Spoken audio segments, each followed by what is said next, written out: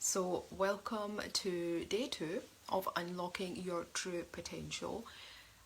And yesterday we were looking at day 1 of unlocking your potential. So just to recap, what we done was we kept it nice and easy yesterday. Monday morning, first day into the actual coaching week, so we eased into it, briefed into it rather than head first. So we spoke about potential, what is potential, what it is not. We spoke about how we all have potential. Our potential is different. It's not going to be the same as other people because naturally we all have different skills, abilities and qualities, as a result of which the potential is also going to be different as well. So we also spoke about how we have the potential, but we can start to block that potential. So our job is not to identify our potential. Our job is to be able to identify the blocks and the barriers to the potential and remove those blocks and barriers. So sometimes I think we look at things the wrong way around. So we become so focused on what is potential, how can I get potential, how can I find this potential, how can I source this potential, how can I tap into this potential. You don't have to do any of that. You just have to remove all the blockages and barriers that block and stop you from accessing your energy and accessing your potential. That's all you have to do. You don't have to find anything. That will find you. All you have to do is remove the obstacles in the way. So let's see who else is joined. Susie, I'm so excited to see the potential of the members in this group. So much value to offer and offering. Exactly. We all, like I said, we all have potential. There's no such thing as nobody has potential. And we're not born with that thought either. Like, no child is born thinking they don't have potential, because if they did, they would never learn to walk. They would sit there and question whether they had the potential to walk, the potential to crawl, the potential to talk, the potential to engage. They just do it because they don't know any different. Children don't know any different. They don't know if it's possible or not. They keep trying until they get it right. And this is why they grow, and this is why they learn, because there is no concept in their head of we can't achieve this. But when we become adults, we start to realise and question, and we have a conscious brain that we start to use. So we start to doubt ourselves, we start to question whether something's possible, we start to question whether we can or we can't do it, and it is that stops us from developing and growing. So, okay, so it's 4 minutes past 8. So let's get started, okay? So today we are looking at barriers and blockages to potential. So that is going to be the focus of today. So what we're looking at today is let me quickly get my paperwork out. So what we're looking at today is identifying the blockages and barriers to potential. So yesterday we spoke about what potential is. Today I've said to you that our job is not to identify our potential. Our job is to remove the blockages to the potential. That's what our job actually is. So what is it that blocks our potential? So the easiest way to explain it and to look at it is through core beliefs. Now what happens is we are not born with a core belief. We are born as a blank canvas. So every child is born with a blank canvas. We are absolutely not programmed to be a certain way at all, okay? We start to develop core beliefs, and these core beliefs then are a result of either us doing well or not doing well in life. So what is a core belief? So a core belief is something that is not factual. It is, right, I'm going to move these comments out the way, guys, so if you are commenting and I'm not replying back, I'm not being rude, I'm just going to move them out the way because otherwise I'll keep getting distracted. So a core belief is not factual, it's not fixed, and it's not true. It's really important for everybody to remember this. So write this down if you have to write this down. So a core belief is not factual, it's not fixed, and it's not true. However, you will begin to believe it's true. You will begin to interact as though it is true. You will convince yourself it's true, and that core belief then becomes the epicenter of your world and your universe. It affects how you see yourself. It will affect how you see others. It will affect how you interact and you respond and engage in certain situations and in certain events. And it will also impact on how you show up in certain relationships as well. And it will impact on how you present yourself to the outside world and whether you take opportunities or not. So what happens with the core belief is, the core belief is the lens through which you see the world. So it's not an accurate depiction or reflection of the world, but it is the lens through which you will see the world. So how is a core belief formed? So a core belief can be formed in 3 different ways. So the first one is through childhood. The second one is through your adult life or as you get older. And the third one is a combination of both of them. So I'm going to break this down. So there's 3 ways a core belief can be formed, as I've just outlined. So I'm going to actually break them down, okay? So the first one, like I said, is in your childhood. So what happens in your childhood? Like I said, you're born as a blank canvas, but in your childhood, you will have primary caregivers, which usually are your parents, and it might be other people in your life that are around you. So primary caregivers could be your siblings, like if one of them has taken on a parent role. It could be grandparents, it could be obviously extended family, but it will most likely be your parents in the first instance. So what happens is when you're growing up, these primary caregivers, the most important people in your life and the people that will be spending the most time with you and the ones that have the most potential to form who you are, will either give you direct or indirect messages about who you are. Okay, so direct messages is when somebody actually tells you something directly. There's no question around it, there's no scope about it, there's no confusion about it. They will tell you directly that you are this way, you are not good enough, you are not clever enough, you are not intelligent, you are unsuccessful, you never get this right, you are stupid, you are thick, you are silly, whatever it is, right? So you are directly told that this is who you are. And I'm obviously talking about negative core beliefs here because that's the whole purpose of this week, to identify blocks and barriers. Obviously core beliefs can be positive as well, so you could be told you're amazing, you're wonderful, you can achieve anything you want, you're clever. So but we're, for the purposes of this week, we're only focusing on the negative and unhelpful core beliefs that we can be fed. So like I said, that is a direct core belief, right? So that is when you're directly told that as a child by people around you, which obviously means you're in an emotionally or physically or psychologically abusive situation. Now, the other way is that you are indirectly told your core belief. So indirectly is where people will not maliciously or deliberately or directly tell you, but they will imply something and you will interpret it in a certain way. So you may grow up being told, why can't you be like your brother or your sister? Or why can't you be a little bit more like this? Or you can never get anything right?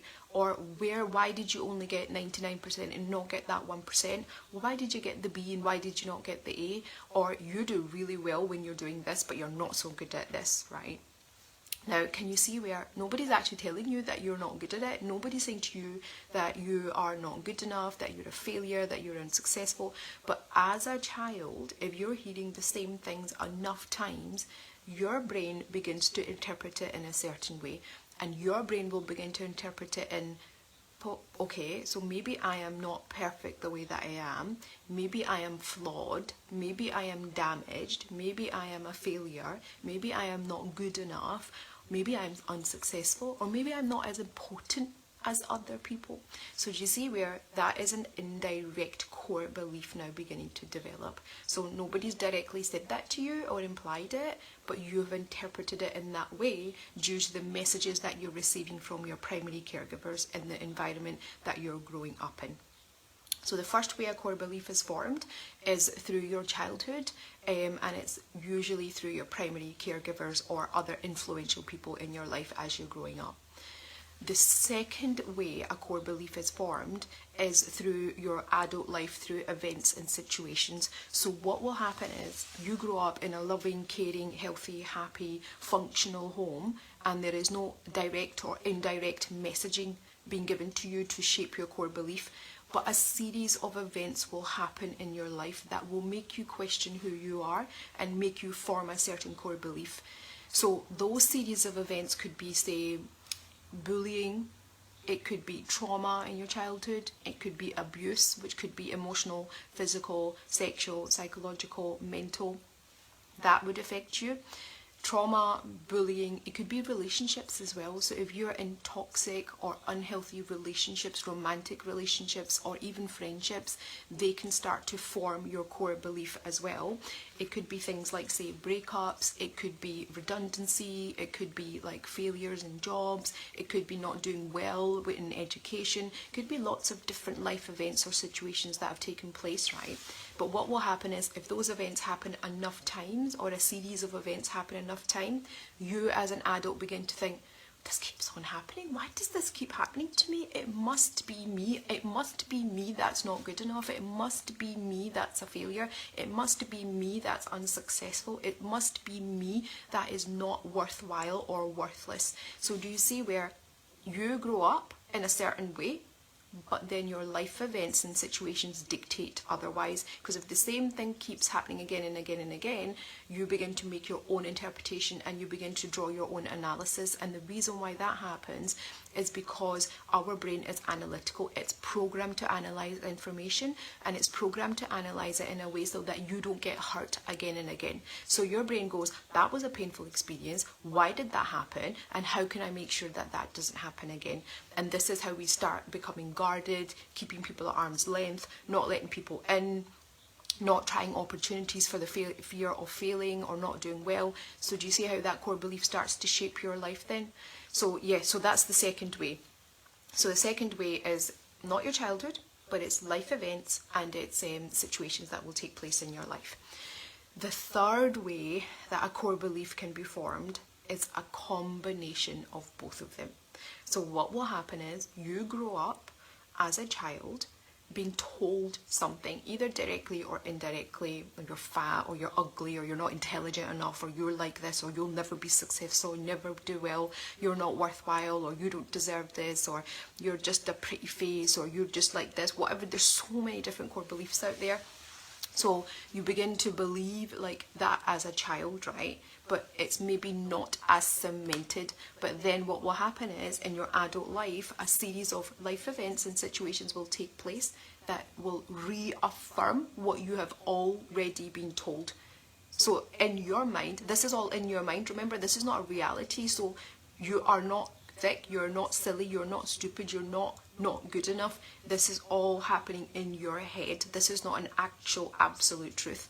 So then you will start to interpret, well, maybe like they're right, because this keeps on happening again and again, and now I'm in this relationship and this person is telling me the exact same thing that I was told by my parents.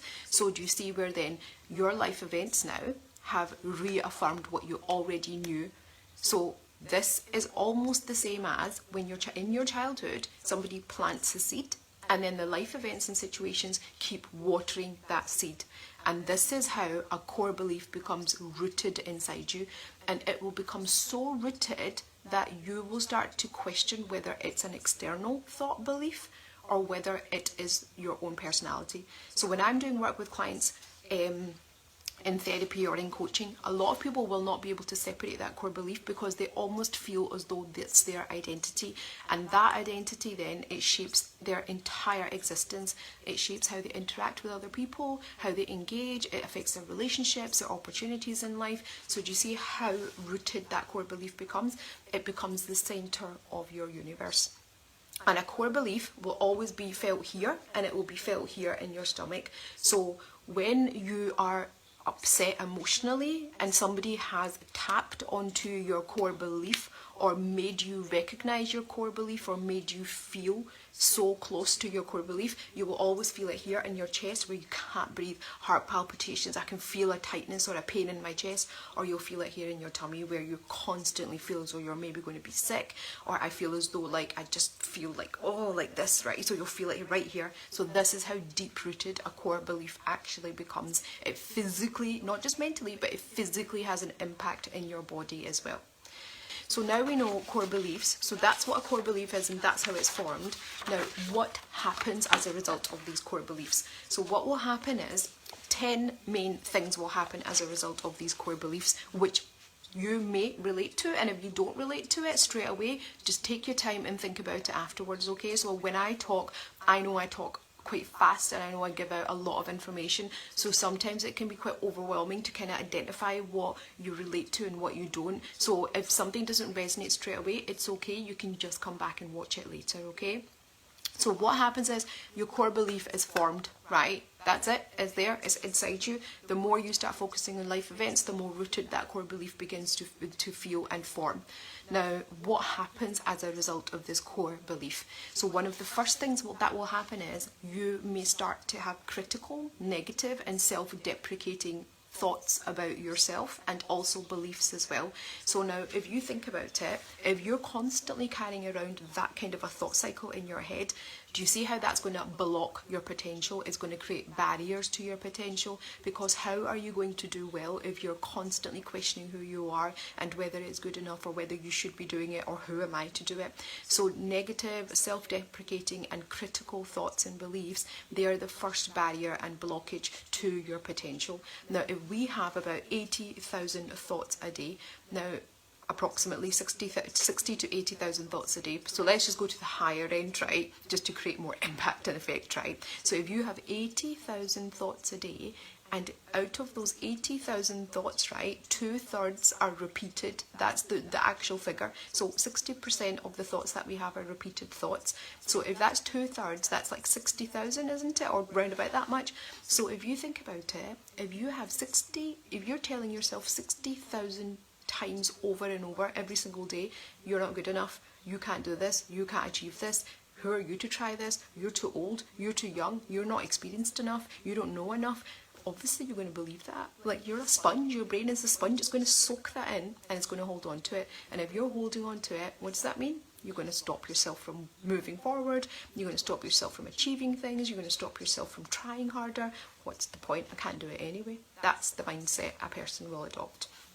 So first barrier and blockage is critical, negative and self-deprecating thoughts. Second one is judgmental thoughts. So judgmental thoughts where you will label every single event, situation or yourself in that situation. So instead of looking at a situation factually and accepting it for what it is, you will attach labels like, I'm so silly, I can't believe I've done that, I'm so stupid, things will never get better for me, what's wrong with me, why does this keep happening to me? So you start to attach a lot of judgment, and you will start to look for a lot of meaning in every single situation.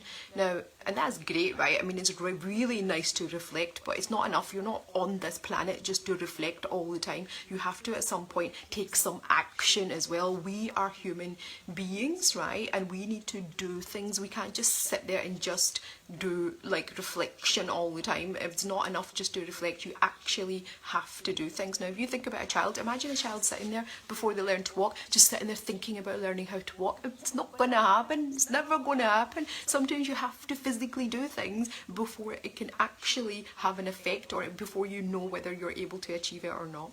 So what that judgmental box does is it stops us from actually making progress, because we're too busy forming judgments about things that we don't even give ourselves time to action it or implement it.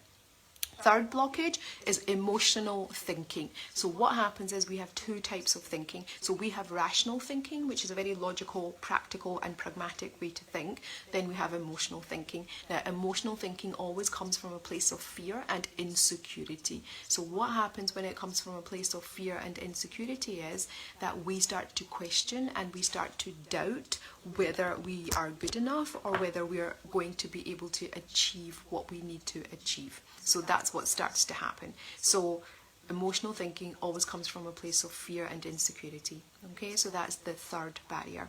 The fourth one is shoulds and musts. So when we use the words should and must, what we do is we put pressure on ourselves, and we put pressure on ourselves by setting unrealistic expectations. Expectations that are so unrealistic, we're not going to be able to achieve them. So we're almost setting ourselves up for a fall. So when we can't achieve it, then we give ourselves a hard time by saying, see what I mean? I couldn't do it. I knew I couldn't do it. This is what happens. This is what happens every single time. But you have just done that to yourself. Next one is fear of unknown. So what we do is we constantly have to be in control. We have this need to know what's going to happen. If we don't have an absolute outcome or goal or understanding of what's going to happen, we just don't take opportunities. So that is another obstacle. So it's almost like we have to know the in and out of everything before we can actually move forward. Now, we are never going to know answers to everything. It's not possible. There's some things you just don't know until you try, but that fear of the unknown is another barrier and blockage to unlocking our potential, because you hold back, you're not sure, you're not going to take that opportunity unless somebody can say to you, yep, this is what the outcome is. But in life, sometimes nobody can do that. We don't know. Nobody knows what the outcome is until you try or until you're in that situation. So that's another barrier. The other one is fear of failure, a really big one. A lot of people are scared of failure. A lot of people are scared of failure, and that in itself stops you from taking opportunities. And then that fear of failure leads on to another barrier and blockage, which is I can't fail, because if I fail, I'm going to let people down. So sometimes it's not about letting ourselves down, it's about letting other people down, and that in itself is another barrier and another blockage. So the fear of failure and the fear of letting other people down, or the fear of disappointing people, is another barrier and blockage. Fear of being unsuccessful, which is very, very closely tied with failure. So again, it's just a worry about not being as successful. So the fear of being unsuccessful is a little bit different from rejection. So rejection is more about just like not doing well, or the fear of failure is about like not achieving something. Being unsuccessful, usually in your head, you are comparing yourself to somebody else. So it's about, I won't be as successful as my brother or my sister, or I won't be as successful as my mum or my dad, or I won't be as successful as this person. So this is what starts to happen. So your comparison is not just with yourself. You're not competing with yourself with that barrier or blockage. You're competing with other people around you as well, because you're comparing your achievements and your successes with those around you. Okay? Next one, the fear of being judged by those around you. What will other people say? What will they think? What will they think about me? What will they think about my choices? So this is another barrier and blockage to your potential as well. The fear of being judged by other people. And I say this all the time in my coaching videos, and I'll say it again just for effect. What other people think about you is none of your business. It doesn't matter what they think about you, because it's just their opinion. It's not a fact. Is just their opinion, and if they've got so much time to form opinions, then obviously they don't have a life themselves, do they? Like, that's the bottom line. And the last one is the fear of disappointing others, which is what I've touched on anyway indirectly as I was going through this list. So that fear of disappointing others is, I don't want to disappoint my family, I don't want to disappoint my parents, this is what they wanted for me, this is what they wanted me to get out of life, or I don't want to disappoint my colleagues, I don't want to disappoint my boss, I don't want to disappoint my partner. So that fear of disappointing, what it does is stops you from trying, or it makes you try really, really hard, like so hard that you will burn yourself out sometimes. So what that burnout then does is it actually stops you from tapping into your actual potential, doesn't it? Because you're too busy overcompensating in other areas. You're not really doing what you want to do or what makes you happy. So those are your 10 different barriers and blockages to potential. So what all of them do is they give you an illusion of safety. They make you feel as though, let's not try because then we won't get hurt, but it's just an illusion, okay? It's not real, because what it does is it keeps you stuck, it keeps you stagnant, it makes you stay in that situation, and then you will probably not be happy in that situation. There will be a desire to do more, there'll be a desire to do better, there'll be a desire to do different, but because you're so scared of stepping outside of that comfort zone, you will just stay where you are, convince yourself that, oh, I won't because I can't do it, or I'm not good enough to do it, or I'm not clever enough to do it, or what if I fail, or what if I'm not good, like I'm unsuccessful in this. So you will convince yourself using those thoughts and beliefs and keep yourself stuck, and give yourself that illusion of safety and comfort. But then as time goes on, you start to get frustrated, you get a bit irritated, you get a bit agitated, you feel unfulfilled, you feel as though you're not really truly happy or content inside. So yeah, so now we know how barriers and blockages are formed, the different ways in which they are formed, and how they actually start to show up in our life as well. So your task, if you wish to take it on, is to go through the action points which I had listed, and it will be in the PDF that Susie is going to circulate. So the action points are: look through that list when you get the PDF, okay? So what blocks do you have, and where do you think your blocks came from? This exercise is not the most easiest one to do. It can be quite upsetting, it can be quite painful, and it can be quite emotionally triggering. But in order to heal anything, we have to go there. If you want to move past something, if you want to change something, if you want to do something different, you have to go into that no man's land. You need to find out what it is that's causing that pain. You need to identify that pain point, because if we can't identify the pain point, how are you ever going to move forward? You're just going to keep going round and round and round in circles, and it is never too late to change. It doesn't matter what has happened in the past or where you are in your life right now or what's happened up until now. Right now, today is a new day, and you can always start again. It's just about whether you want to or not. That's all it comes down to. So your questions, 2 questions to think about is, what blocks do you have, and where do you think they come from? Friday. Okay, so I will bid you all farewell for today, and I shall be back tomorrow when we're going to be looking at the impact of barriers and blockages. So sometimes people don't realize that there's blockages there, so tomorrow's session will help you realize if there is, because we're going to be looking at the symptoms, the impact, and then those symptoms and impacts are going to be your red flags for going forward. Okay, so I shall speak to you tomorrow. Have a really good day, and yeah, enjoy, and just think about what I've said. It's never too late to change. Every day is a new beginning, and every day we get a chance to reset our mind and reset our thoughts and reset how we feel as a result of it. Take care. I'll speak to you tomorrow. Bye.